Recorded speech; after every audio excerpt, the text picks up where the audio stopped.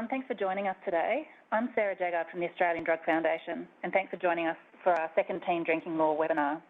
Today we're extremely lucky to have Sondra Davoren and Sergeant Wendy Cowling here to talk about the new secondary supply legislation and safe partying. Sondra is a public health lawyer for the Cancer Council Victoria and the Victorian Alcohol Policy Coalition, and is a member of Australia's National Preventative Health Agency's Expert Committee on Alcohol. Wendy works with Victoria Police's Youth Advisory Unit. So regarding today's format, I'm just going to give a brief overview and then I'll hand over to Sondra and then Wendy. Sondra and Wendy will be talking for about 10 to 15 minutes each, and then we've got time at the end for questions. So if you want to have a start thinking about the questions that you want to ask, just send them through and we'll get to them at the end.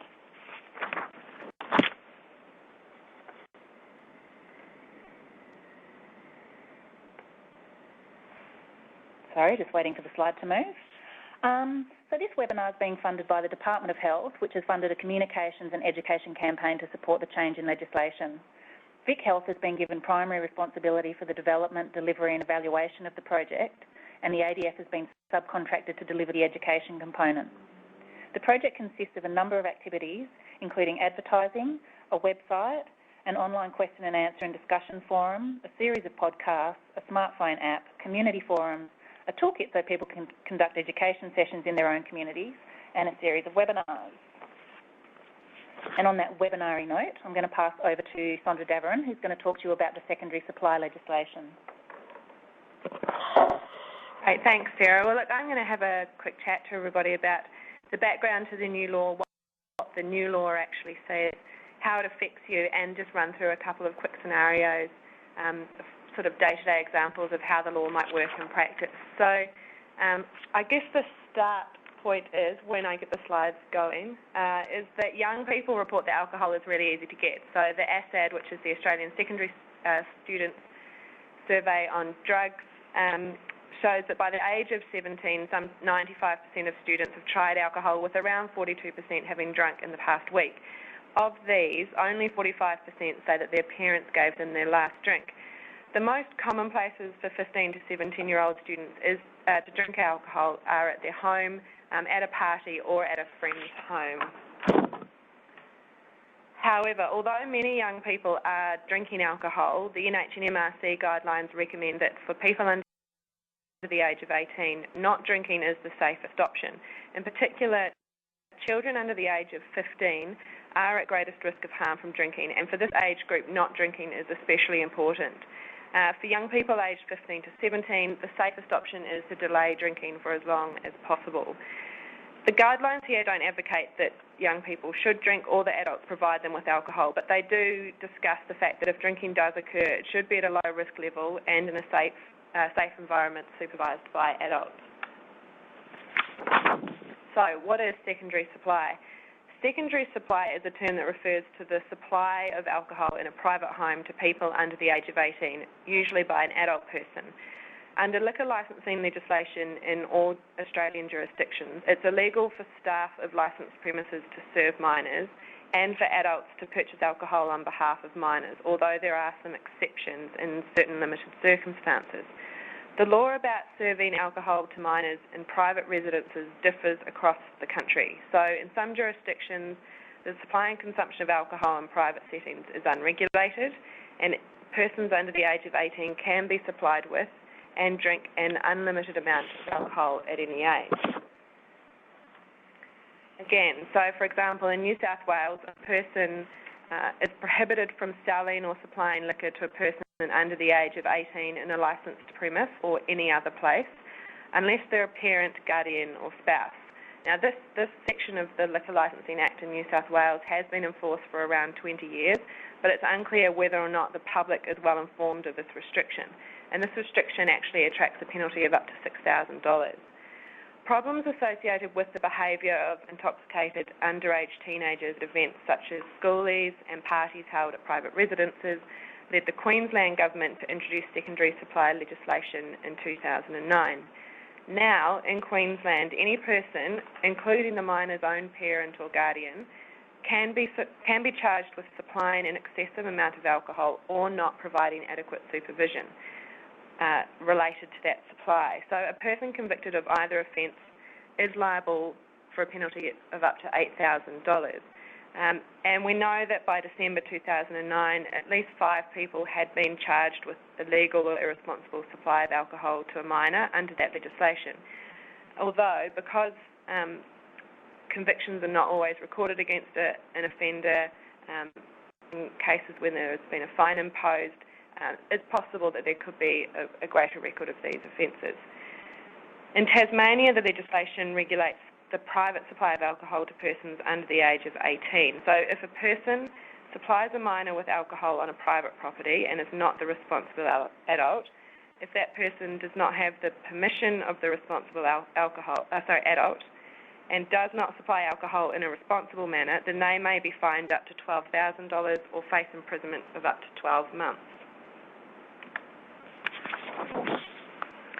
Likewise, in 2011, the Victorian Government introduced an amendment to the Liquor Control Reform Act to address the issue of alcohol supply in private residences. So the new law now requires any person supplying alcohol to a minor in their home to have the consent of the minor's parent or guardian, and a person who supplies alcohol to a minor without that parent's consent could face a fine of up to or more than $7,000. So obviously one of the key issues here is the issue of consent. And the question that's been raised a couple of times in relation to this legislation is how can people obtain consent before supplying alcohol to a minor? Anyone who plans to supply alcohol to a minor in their home has to get permission from the young person's parent or legal guardian. And the best way to do this, even though it doesn't specify this in the legislation, is to have actual contact with the person giving consent to confirm that that consent is genuine. Permission can be verbally or in writing, but the person who supplies the alcohol has to be really careful and confident that they have the permission they need from the parent responsible. This is because if there's any doubt or question about whether the permission has been given, the person who supplied the alcohol has to prove that they had that permission. And sort of in general terms, if someone's worried about whether the verbal consent they've received is adequate or genuine, they may wish to record the details of that consent in writing just as a precaution. And the important fact here is that if consent is not given, the adult must not supply alcohol to the minor or they will be committing an offence.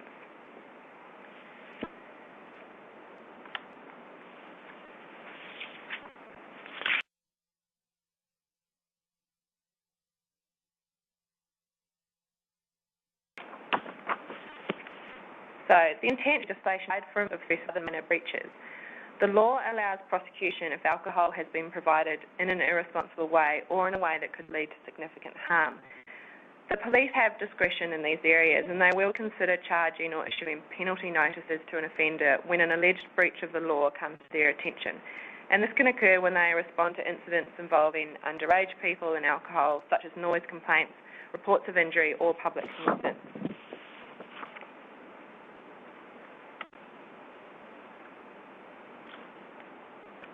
So I'm just going to run through 2 quick examples about when this may arise and what some of the issues are that people need to be aware of. So one issue that's arisen is how does this law affect the supply of alcohol to an 18-year-old supplying to their 16-year-old friend? So the simple answer is that the law does impact on this type of supply, and anyone who is 18, which is the legal age of majority in this question, and supplies their 16-year-old friend with alcohol without getting consent from that 16-year-old's parent or guardian is essentially breaking the law and may be prosecuted.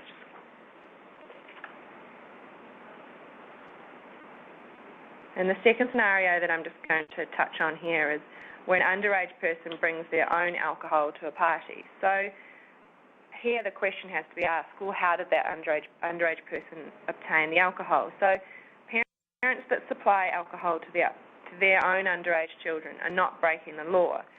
The law here makes it legal for minors to be supplied alcohol by their parents, guardians or spouses, so long as that alcohol is served in a private home and the person who is supplying the alcohol, in this case the parent, is over 18.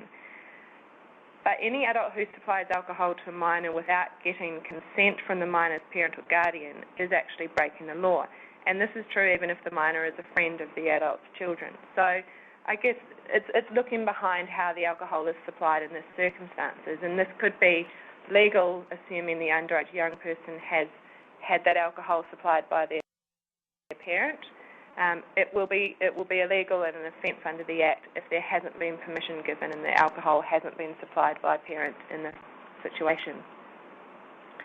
Thanks. So I'm going to turn back to Sarah, who's going to introduce Wendy. Thank you. Thanks for that, Sondra. Now we've got Sergeant Wendy Cowling talking about safe partying. So we're just going to do a little seat shuffle. You're very quiet out there. Please start sending through some questions. Thank you.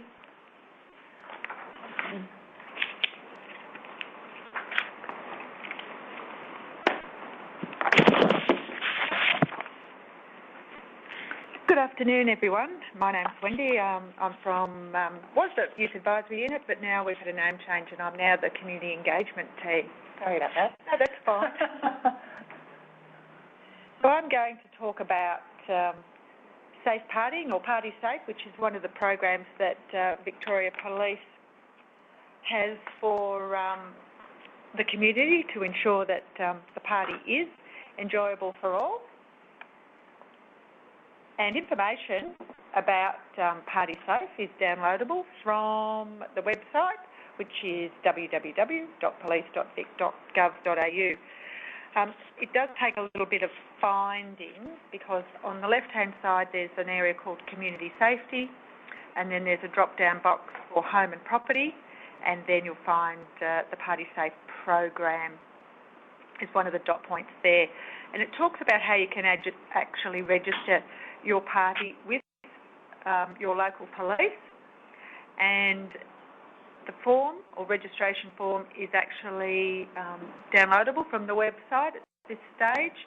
What we do ask is that it is provided to your local police at least 1 week before the party so that they can roster appropriately to cover off that particular incident. And what it does, it enables the local police to know what's actually happening in their area, and if you want the police to actually come along to your party, because we do like parties, we'll actually call in as well. As I said before, it provides information and tips actually on the website to make ensure that your party is enjoyable for all. And what has been said before is normally Victoria Police becomes involved when we get the calls for noisy parties or there is some kind of disquiet in the neighbourhood in regards to your party. So we're going to talk about some of the legal issues of consumption of liquor in public places. Most local councils actually have bylaws in regards to consuming and carrying liquor in their local areas, so you must be mindful of that, and penalty notices can be issued not only by the council officers but Victoria Police members can also issue the penalty notices. Also, any person under the age of 18, it's against the law to possess and consume alcohol. So there's always the issue of how the young person actually under 18 gets the alcohol to the party, and also duty of care in regards to the party holder. What we do say in regards to your parties is that you really do need to plan. If you plan well, then we realise that probably you are going to have an enjoyable time. So look at who you're actually inviting, how you're going to invite your guests. What we find with social media now and use of Facebook and other social media is that the party invitation can go viral. So probably the best way is to go back to the old way of inviting people is with written invitation. You can use your mobile phones and things like that, but that's where it seems to get out of control. The other thing that we actually say to people who are invited to a party is that you've been privileged to have that invite. It's not your choice then to send that invitation on to other people. So when you're invited, that's where the invite stops. People who are planning need to, where are they having the party? How will you cater for it? Because the provision of food is very important. Will you need to have some security? And there are firms out there that you can engage for security purposes. And what transport and accommodation arrangements are you going to put in place?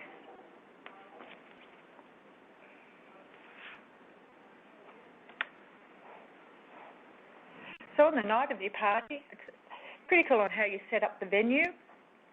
Our tip would be that you have one area for drinks, and if it's going to be that you are providing the alcohol, you need to have had the permission conversation with the parents prior to that. Ensure that you have good food and that's easily accessible all time, and also monitoring your alcohol consumption of your guests. And that is what I said earlier about having that one place for providing the alcohol. Keeping your people entertained and noise to a minimum, because when the noise is too loud, that's when the police are actually called, and then we have to act in regards to those complaints. And when you see problem behaviour actually developing, is that you need to do something about it at that particular time. Now, it may be that you have to call us to come and assist you with that, and that's probably not always the best outcome, because we don't want it to get to that stage, but actually ejecting people from your party just out onto the street, and if they've been troublemakers at the party, the likelihood is that they're going to be troublemakers on the street, so we're invariably going to get the calls anyway. And you need to have planned for emergencies, so that comes down to either ringing 000 for an ambulance if someone is particularly unwell or becomes injured, or we need to assist you with gate crashes or the like.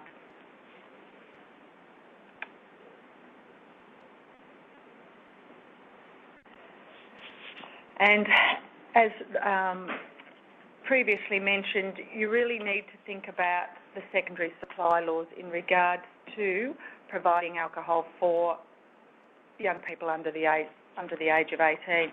I would suggest that it's actually advisable not to supply alcohol to young people under 18, but if you need to set the limits and ensure that you have the consent of the parent or guardian of the party goers.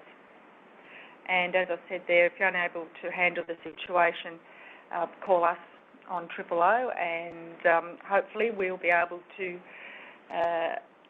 come along in regards to what's actually happening at the time.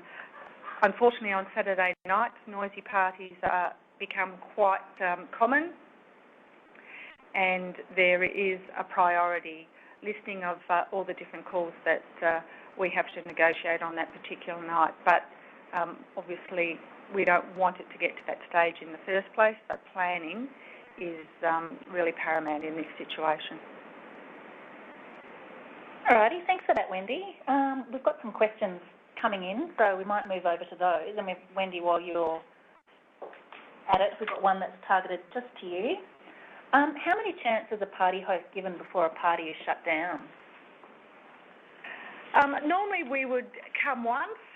I would think we're into coming along on that first occasion, speaking to the party hosts, letting them know what the situation is. I know when I've been out there as an operational member, we don't like to come back more than once.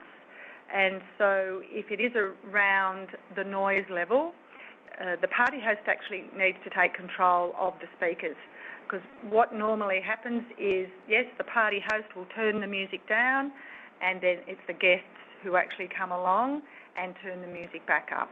And normally after the time of midnight on a Friday or Saturday night, that's when we get the calls, and it does affect the community and other people who live in the vicinity of the party. Hopefully you would have spoken to your neighbours in some way, popping a little note into their letterbox or actually speaking to the neighbours in the vicinity about that you're going to have a party. We all have to remember we all live in communities, and it's about how your party is affecting other people in the area. So I would suggest one chance, but then that's how I police. You may have a totally different attitude from another police member. I think we've all been on the receiving end of one of those parties, unfortunately. Mark comments that it's interesting that New South Wales, Tasmania and Queensland have had secondary supply laws in place for a while, and he asks if we could comment on possible reasons why those states have been proactive in this area.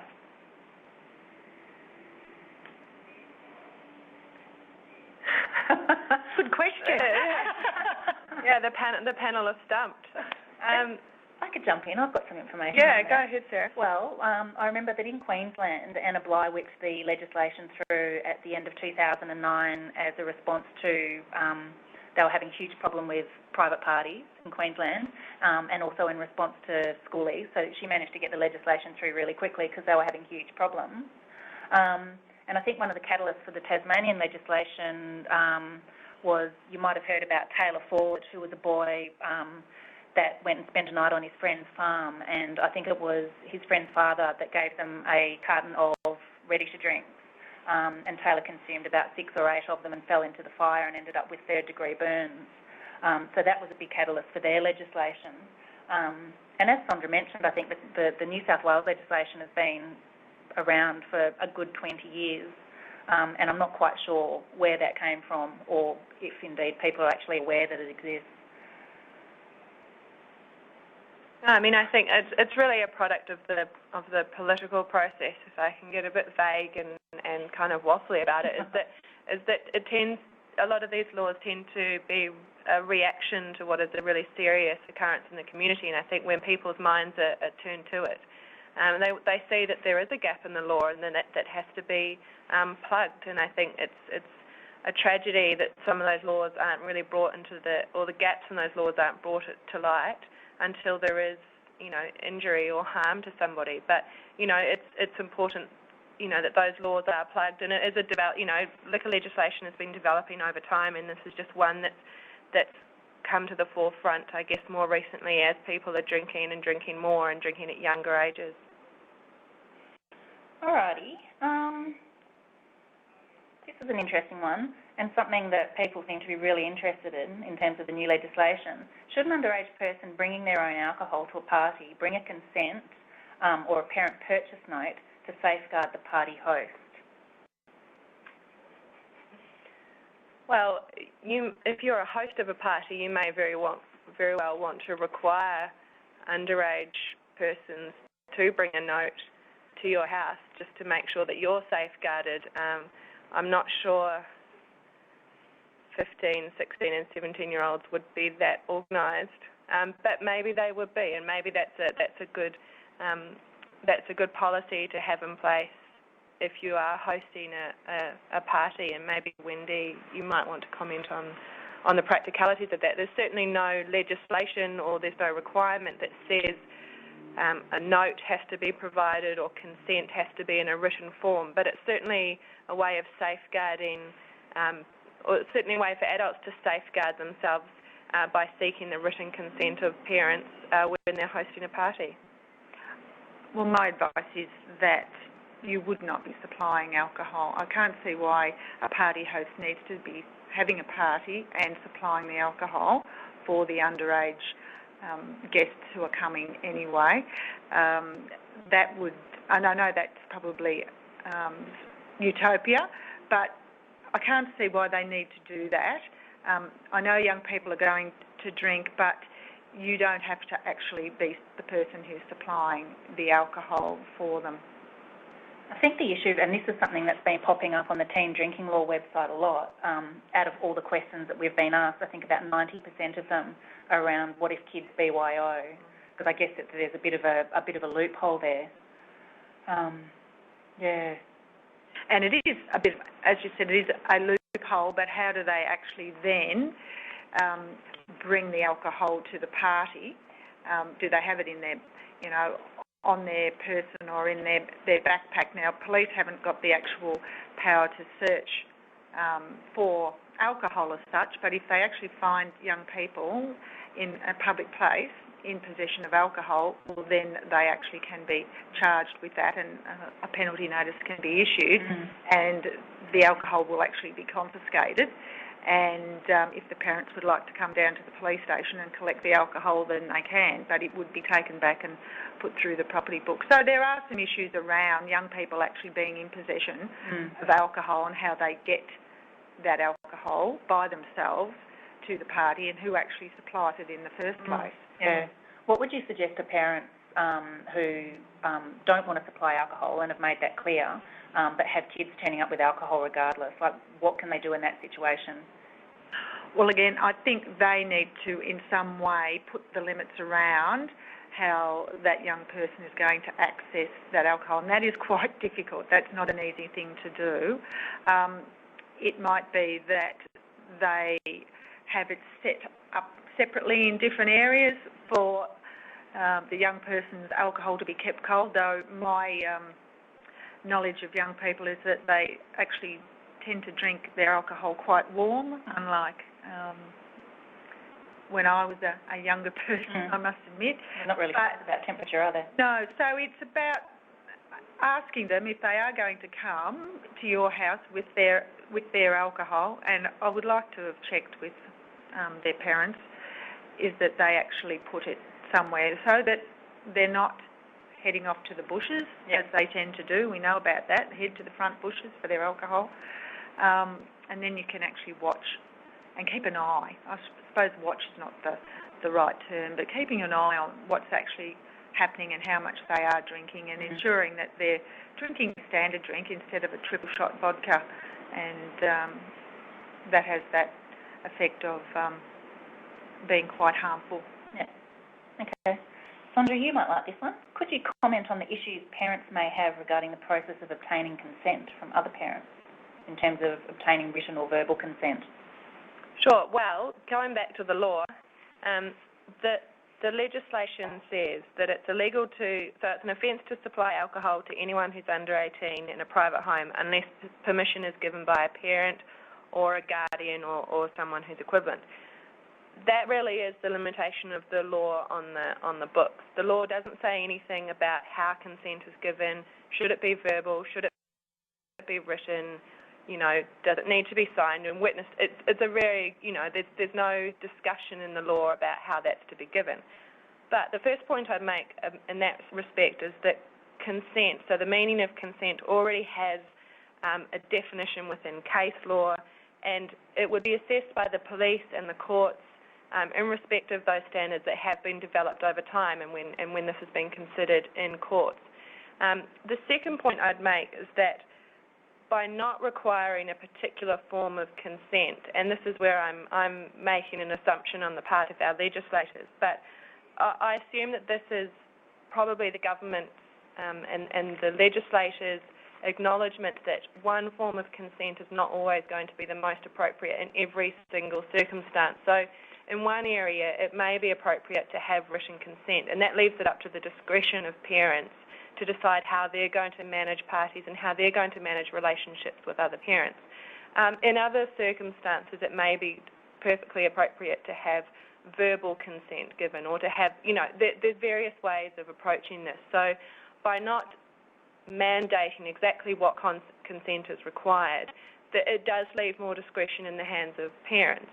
The safe approach, of course, is to have written consent, but that's not always feasible. But so long as that you, as a parent, the responsibility then falls on you to be confident that you've given permission for your child to be supplied with alcohol, or that you've supplied it in that manner, or as a party host, that you don't put yourself in a situation where questions would be asked as to whether or not consent had been given for supply in those circumstances.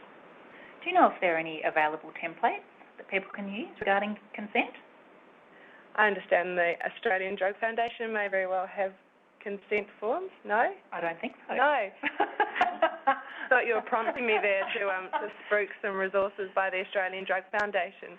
No. Look, I think simply because it is a sort of simple matter, and it would probably just be a matter of, I don't know, like a school note, having a signature and date and you know, having that in writing. But it is actually intended to be not a bureaucratic process here. It is actually meant to be engaging parents in the idea of how alcohol is supplied to underage people. Under what circumstances should it be supplied, and under which circumstances it shouldn't.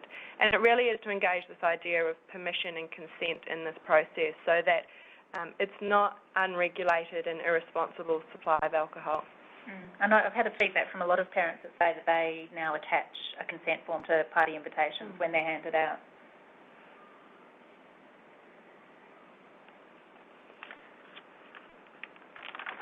Let's have a look.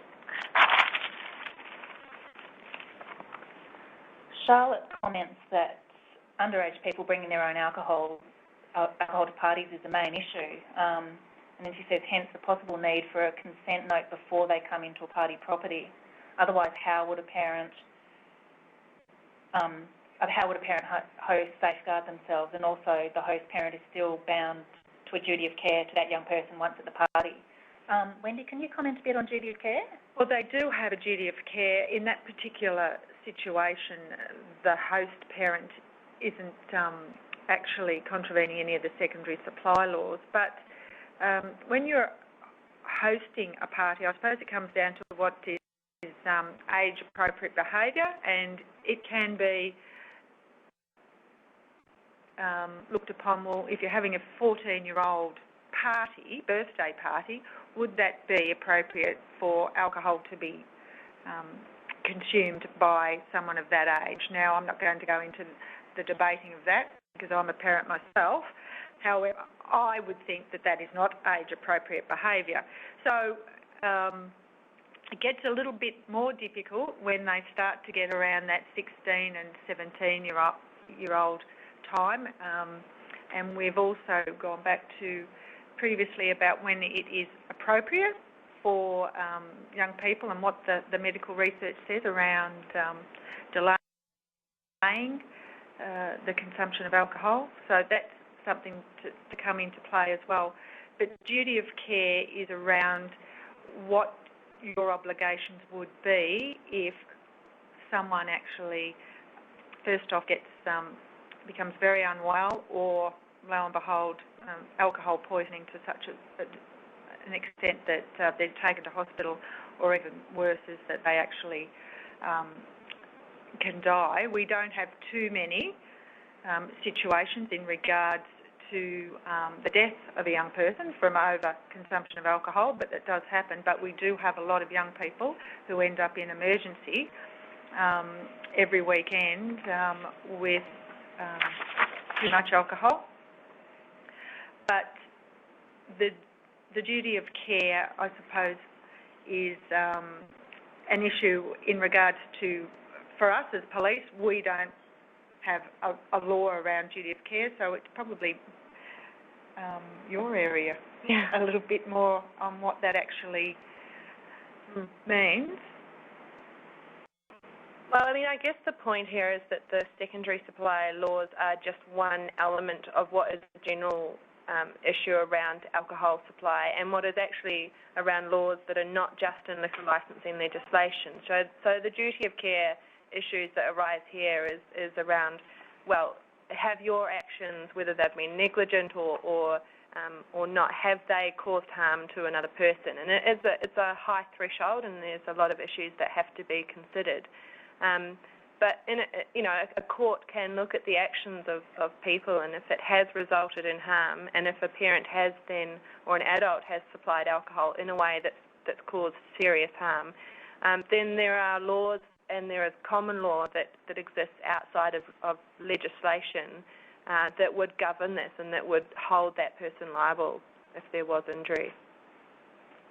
So that would tie in with this question around, if consent is provided, is the host still liable if things go wrong? So it would be around, regardless of whether or not you had consent, if people were drinking above and beyond what was considered responsible and safe. And if there's damage to property or if there's vandalism, it's it's not just around this narrow area, because if a party gets out of control, and Wendy might want to talk about this a little bit more, the supply issue there is one of only a raft of issues that police would be facing when they turned up at that event. So it's one area of liability, but it's not the only area of liability that adults need to be aware of when dealing with these issues. And it can be to the extent of what you deemed if things go wrong. I would think if you've got to a stage where a young person is actually so incapacitated or that they're vomiting, then that could be things go wrong, or it could be the whole other end of the spectrum is that someone is severely injured through some kind of assault. There's severe property damage to the host property or the neighbourhood property, and it then comes into a whole lot of other issues that the police would have to deal with, and just in your general reputation, I suppose, in your neighbourhood in regards to the type of neighbour that you might be. So I suppose it goes back to what I said earlier, is that having an underage party is that you really need to think about it. You really do need to plan. Everything else we do in life now, we plan, and I think really considering everything in regards to supplying that alcohol for underage parties, because we know as a policing organisation that's when they tend to get out of control. Young people, their brain's still developing in regards to how they react as well, and when they get out with their mates and consequences, all that goes out of the window, unfortunately, when they get into that situation of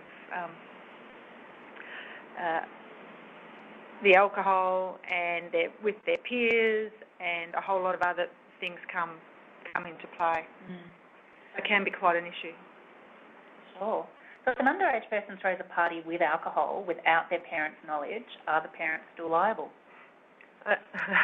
It's a good question, and here you have to look at the scenario and break it down. So how, in these circumstances, how has the alcohol been supplied in this scenario?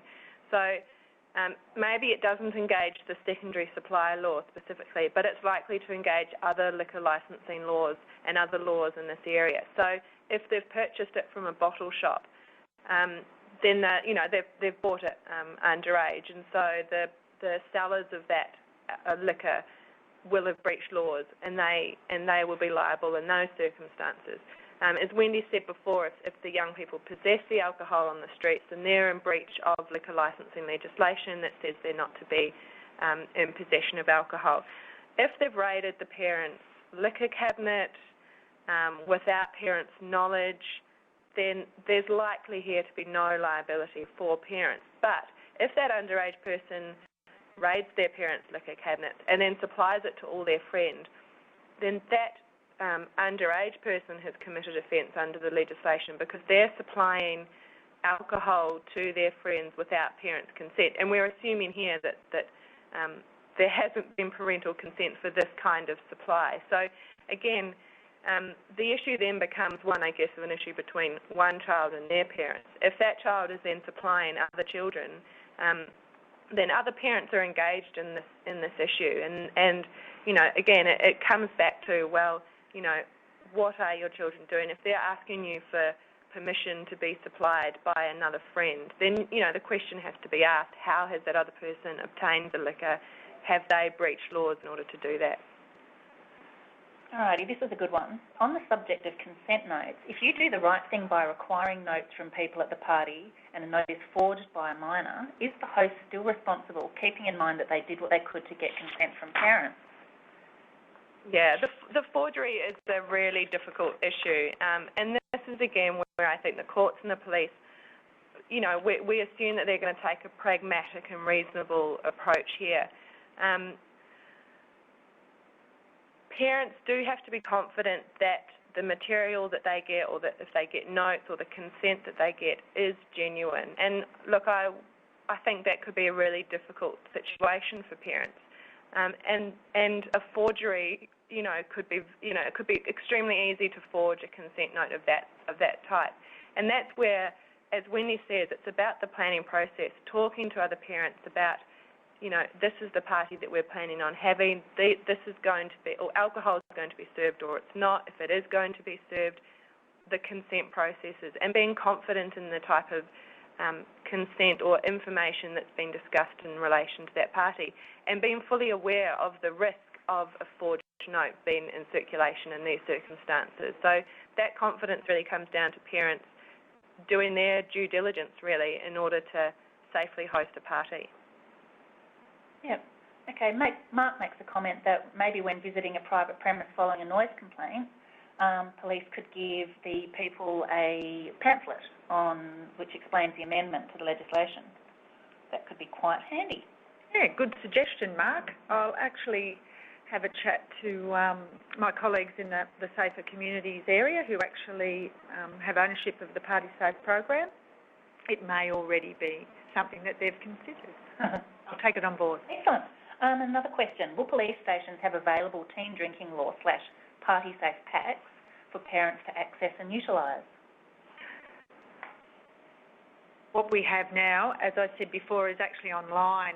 It becomes quite costly to provide the actual packs, as you can imagine, and the reprint of the particular pamphlet. So we're finding it's a lot easier to actually update our information online. So I don't know whether you got the original website, but it's www.police.vic.gov.au.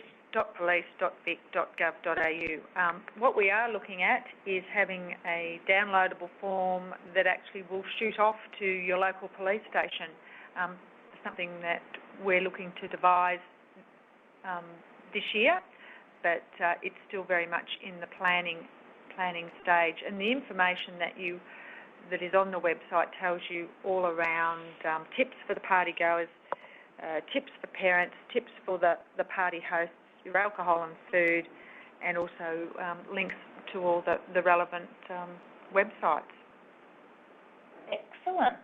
And still talking resources, Rebecca says that they're looking at a program which would provide funding for enhanced safe party kits within their region. And one idea that they had was to provide walkie-talkies for parents at the party so that they can stay connected at all times. She wonders if there are is there any other way or any other resources that would be valuable for an enhanced safe party kit. Walkie-talkies are a great idea. Hadn't thought about that one. To devise some sort of GPS tracking system so that everyone with smartphones can be tracked throughout the party. That's a real police state. Don't even know whether I go with that one. Just throwing that out there controversially. Charlotte said maybe we can incorporate a breathalyzer as well. Well, yes, that's contentious. I know that they seem to be something that is emerging more, but I would like to think that we wouldn't have to utilise a breathalyzer to actually keep track of how much alcohol we've actually consumed. So I'm a bit of the philosophy that if you're drinking, you don't drive. And breathalyzers only give an indication of what the level of alcohol in your blood might be, and someone actually can be quite intoxicated and only had a small amount of alcohol. So given that we're talking about underage, I don't think at this stage, we don't have to worry about them driving, hopefully. But they are only an indication, and I think it's all up to all of us to monitor our intake of alcohol. For sure. Like if you give people an inch, they take a mile. People spend a lot of time working out exactly how much they can drink and still stay under the limit. Alrighty, we're going to have to wind it up there. Thank you ever so much for all your questions, and thanks to Sondra and Wendy for giving up their time today to share their knowledge in the area. This webinar will be up on the Teen Drinking Law website in the next couple of days. You can see the address on the screen, and also if you visit the Teen Drinking Law website, you can find out more about our future activities. Thank you.